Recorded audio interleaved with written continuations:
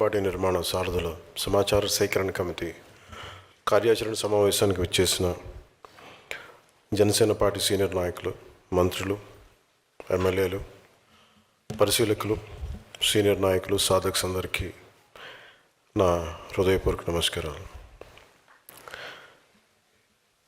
చప్పట్లు కొట్టచ్చు పర్లేదు.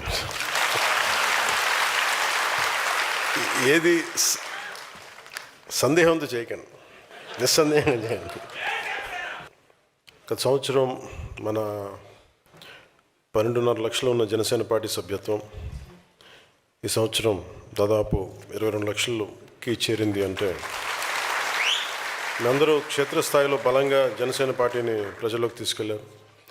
కాకపోతే ఇది నేను ఒక్కనే మాట్లాడితే సరిపోదు, మీరందరూ నన్ను నమ్మి పార్టీని ముందుకు తీసుకెళ్లారు. కాబట్టి ఈ ఒక్కడితో మొదలైన ఈ పార్టీ ఈరోజు 22 లక్షల మంది ఉద్యమీలతోటి చాలా ఒక బలమైన సమూహంగా తయారైంది.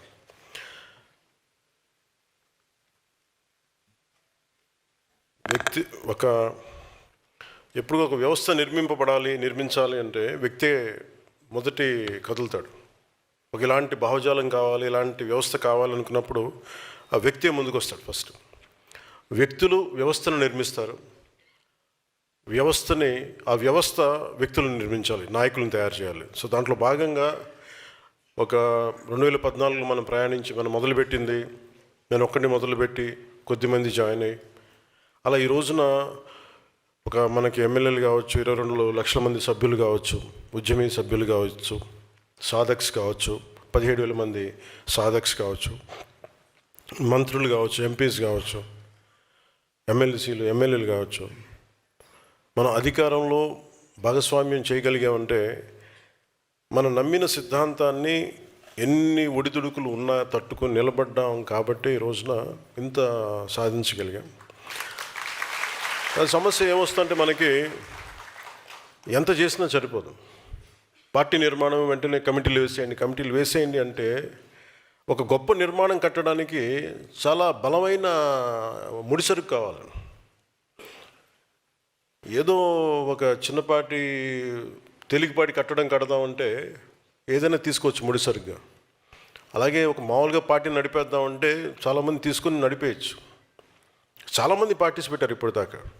కానీ ఎంతమంది పార్టీని పెట్టి సంస్థాగతంగా దానికి బలం చేకూర్చారు. సో అందుకని నేను ముందు వ్యక్తులను తయారు చేయాలనుకున్నాను. అంటే వ్యక్తులను తయారు చేయడం అంటే ఎట్లా అని మీరు అందరూ అనుకోవచ్చు. ఒకటి, నిలకడ. ఒక 15-14 సంవత్సరాలు మనతో పాటు నిలకడగా ఉంటే తప్ప ఆ వ్యవస్థ వీళ్ళు నిలబడగలరా లేదా అనేది. చాలాసార్లు చెప్తా ఉంటాను, అడ్వర్సిటీ రివీల్స్ ట్రూ క్యారెక్టర్ అని. ప్రతికూల పరిస్థితుల్లో ఎవరు నిలబడి ఉన్నారు, ఎవరు నిలబడలేదు మనకు అర్థం. దానికి ఓన్లీ కాలమే సమాధానం చెప్పాలి. సో ఆ కాల పరీక్షలను తట్టుకొని ఈ రోజున మీరు అందరూ ఉన్నందుకు నాకు చాలా ఆనందంగా ఉంది. మొన్న మా సోదరులు నాగబాబు గారు కూడా చెప్తా, నేను ముందు మన ఢిల్లీలో మాట్లాడుతా ఏమన్నాను, ఢిల్లీలో ఏమన్నా కాదు, నమ్మలేదు మా వాడిని అన్నావు కదా. అంటే తను బాగా పొలిటికల్ ఫిలాసఫీ చదువుకున్నాడు, సోషలిజం గురించి అవగాహన ఉన్నవాడు, లాయరు, మద్రాస్ బార్లో లా మెంబర్గా ఉన్నాడు. సో తనకి చాలా ఖచ్చితమైన అభిప్రాయాలు ఉంటాయి. కానీ అలాంటిది వీడు పార్టీ పెడుతున్నాడంటే ఆల్రెడీ ఒకసారి నలుగున్నాం, దెబ్బతిన్నాం, వీడు ఎలా అంటే కేవలం మన బ్రదర్గా నలిగిపోతాడేమో ఒక భయం, వీటన్నిటికీ ఒక చిన్న అపనమ్మకం కూడా కాదు, అది ఒక జాగ్రత్త, ఒక భయం తమ్ముడి మీద కాదు. అది అన్నకు ఉండాల్సిన ప్రేమ లక్షణం కింద చూస్తాం తప్ప అది అనేది అపనమ్మకం కాదు. కానీ ఎలా సాధిస్తాడనేది ఉంటుంది. అలాగే చాలామందికి ఉండింది, అన్నయ్యకి ఉన్నట్టుగా, నాబాబు గారికి ఉన్నట్టుగా చాలామందికి ఉంది. ఎలా వెళ్తాడు ముందుకి, వీడికి అవగాహన లేదు వీడికి అనుకుంటాను. అంటే నది మొదలుపెట్టినప్పుడు, దాని గంగా ప్రవాహం మొదలుపెట్టినప్పుడు చిన్న ధార కింద ఉంటుంది. అది ఎన్ని మలుపులు తిరిగి ఎన్నిటో కలుపుకొని ముందుకెళ్తే అది మహాప్రవాహం అయిపోతుంది. అలాగే జనసేన మొదలుపెట్టినప్పుడు నా నమ్మకం ఏంటంటే ఇది ఒక రోజున మహాప్రవాహం అవ్వాలని.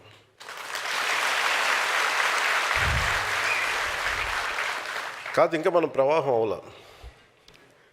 ఒక చిన్న పాయి కింద వచ్చాం అంతే. అవుతాం మనందరం కలిస్తే కదా, తలా చేయేస్తేనే కదా.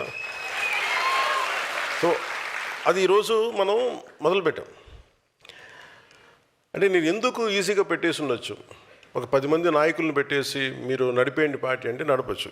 ఉదాహరణకి ఇదే నేను మీరు చూడాలంటే ఈ 2008లోనూ నేను యూత్ వింగ్కి యువరాజ్యంకి నేను అప్పుడు అనుకుని చేసినవి ఇవన్నీ.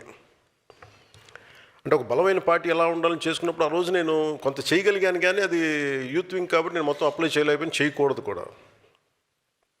కాకపోతే ఆ అనుభవం నాకు చాలా బలం ఇచ్చింది నాకు.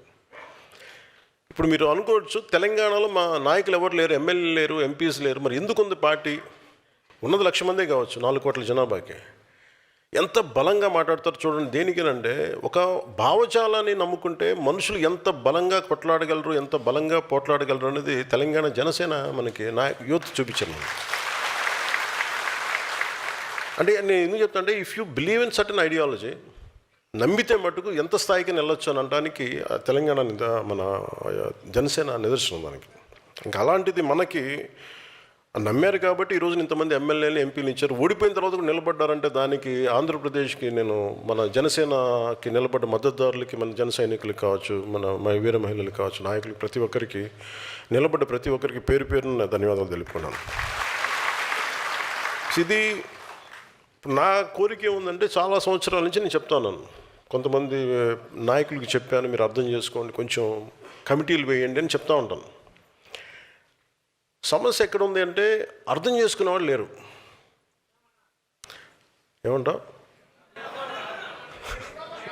అదే అంటున్నా, మిమ్మల్ని అర్థం చేసుకునే వాళ్ళ గురించి నేను చెప్పేది.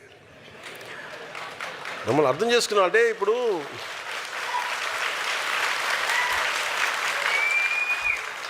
నాకు తెలుస్తుంది కదా, ఒక పార్టీ నడుపుతున్నాం అంటే ఎవరి మూలంగా నడుపుతున్నా నాకు తెలుస్తుంది కదా. నాకు అర్థం అవ్వకుండా ఎందుకు వస్తాను? నేను నలిగినోడిని కదా, నేను యువరాజ్యంలో నేను నలిగినోడిని, ఈ క్షేత్రస్థాయిలో పనిచేసినోడిని, గుర్తింపు ఏం కోరుకోలేదు, బాగుండాలి దేశం అనేది.